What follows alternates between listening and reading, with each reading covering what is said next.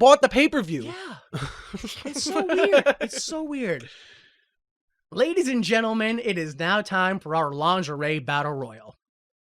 The woman with the most clothes on at the end of the battle royal will be declared the winner and Miss TNA. I'm so glad he clarified that. I thought that was the first time he clarified that. It right? was. It was the absolute first time he clarified that. Like, Miss TNA, wait, what? And what's so worse than that is at the end of the match, once it's all over, TNA finally says the official name of the match.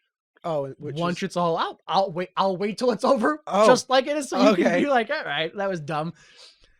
TNA says, oh, also, on top of that, they're going to get a contract, just so you know. Oh, yeah.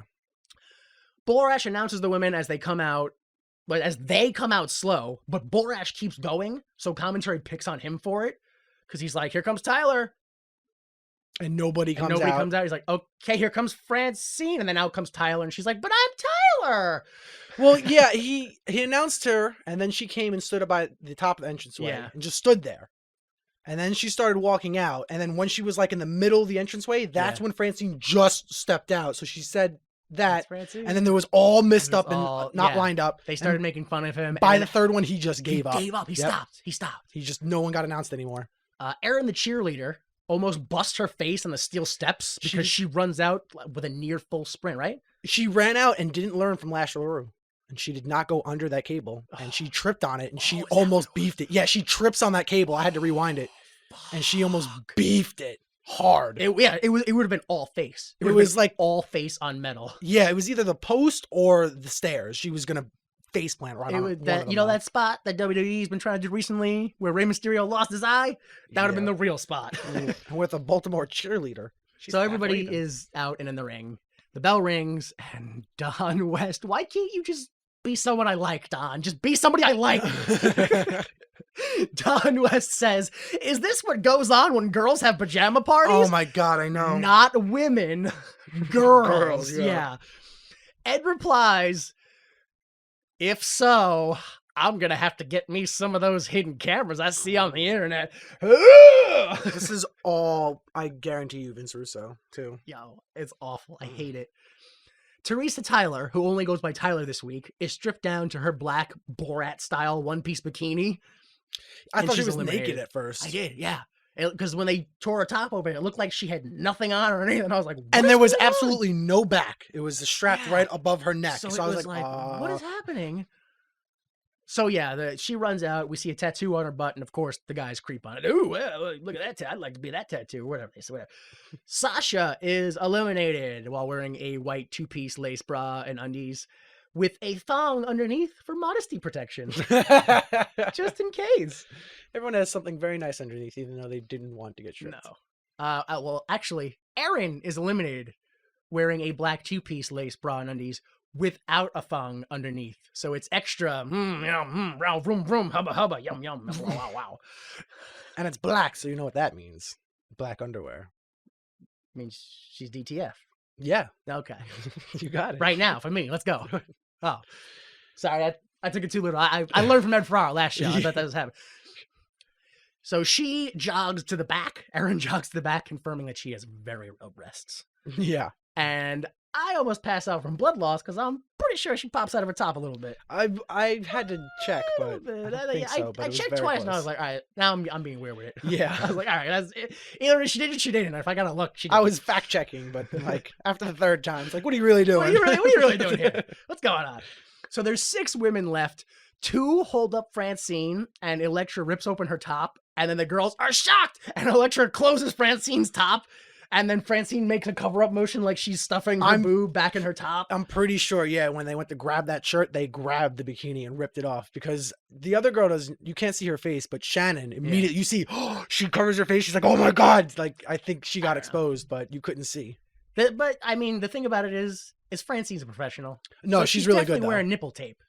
Well, so even if I feel like nothing got exposed, I feel like that was the thing, too, because it wasn't even when she fixed it. Like one was obviously I don't know what you call it. One side of her bra was higher up and the other one was a lot lower, but she was trying to fix it and wouldn't move. So it could have been like someone grabbed it and then put it back down so the tape wasn't moving again. She was trying to fix it and she couldn't. I don't know. I think it was a spot. I don't think she was really exposed. I believe that too, though. I believe that too. I think it was a very good spot. So Miss Joni. Oh wait. Yeah, no. First, sorry. Francine is eliminated. They pull all her stuff off, and she has a lacy red and black 2-piece that she's spilling out of in every direction. Miss Joni is eliminated. Black 2-piece with garter belt and stockings. Ed Ferrara mentions that Francine used to be on top and now she isn't, so she needs this job bad. Just like, wow! Good Lord, Ed!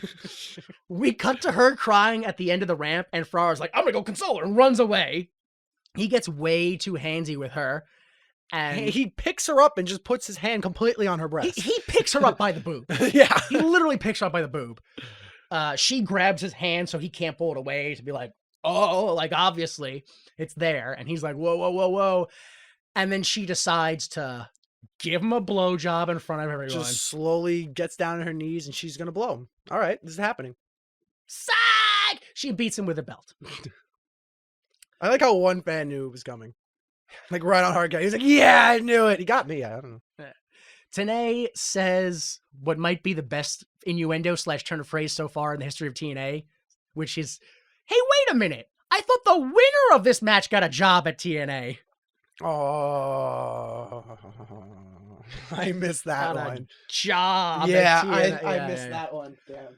While commentary and the cameras are completely focused on Ed being beaten by a belt, no one sees or mentions or even recalls after the fact that both Alexis Lurie and Shannon are eliminated. Oh, yeah, I don't remember seeing Shannon eliminated. You can barely hear JB go, Shannon's eliminated. Alexis Lurie eliminated. When Francine's going down to give Ed the blowjob, you can see some body pass in front of the camera. I think that's Alexis Lurie. Okay. But it's just like, whoever that's all we got. That's all we got.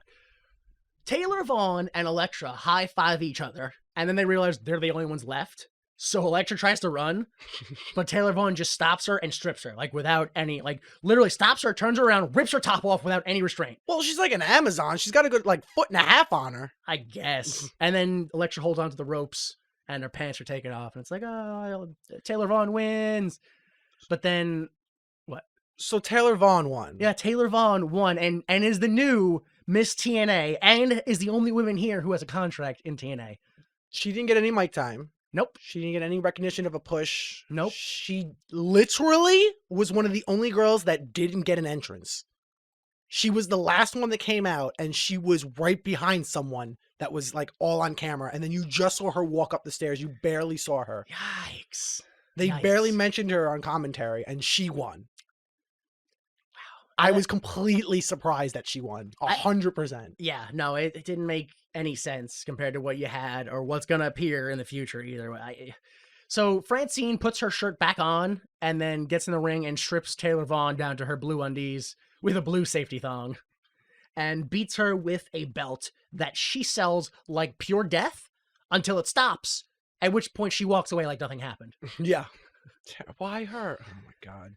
So, match length, 4 minutes and 44 seconds. Segment length, 9 minutes and 6 seconds. That's 6 seconds. Your thoughts? My thoughts is I fucking hate referee Slick Johnson.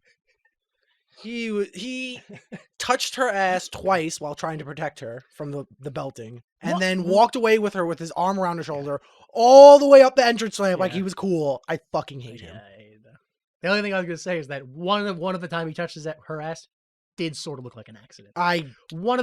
One time it sort of looked like an accident. Maybe. The other time it didn't look like an accident. No, the first time it was not. But my actual thoughts on the match was, it was very clear what it was. I couldn't watch what was happening because every single time a woman got eliminated, they kept the camera on her the entire time she went up the entrance ramp. Right, because that's. And then by the time she was at the top, someone else got eliminated, and they kept the camera on her the entire time. So I couldn't see any of the cat fighting that was happening because that's exactly what was happening.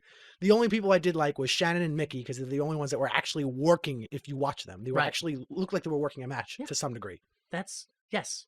I have pretty much the same feelings as you, which is well, first off, I don't like battle royals. I've said that last week. They weren't planned very well, so I don't like battle royals. Did you even notice that Taylor Vaughn and Elektra were working together in the match? They high-fived 2 or 3 times in the match. They were working together the whole match. I guess. No, they were. I saw them. They were. I didn't. Yeah, no, that's what I mean. Like I said, I noticed a lot of the girls walking away from getting eliminated. That's what I mean. That's all the Yeah. camera was on. What is Miss TNA? What does that do? Because if you think about it for 1 second, right? This woman who won is now Miss TNA. She now has a contract.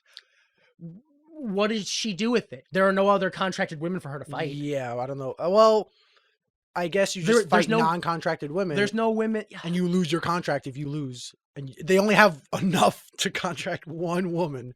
And you have to fight for your contract and your title. I just don't get it. Yeah, I don't. I wouldn't mind that if they actually made that known. Yeah, they should, yeah. If they would have just said that this is for a downside guarantee. Yeah, like and everyone else gets hired show by show if you're lucky. Exactly. And then I also want to say my full-on adolescent horny teen male thoughts on this match. Yo, fuck you! I came here to see Shannon and Alexis Lurie half naked, and I didn't see a fucking thing. I thought I was gonna see Ed Ferrara's dick. The last thing I would goddamn see. So I fucking hate this match.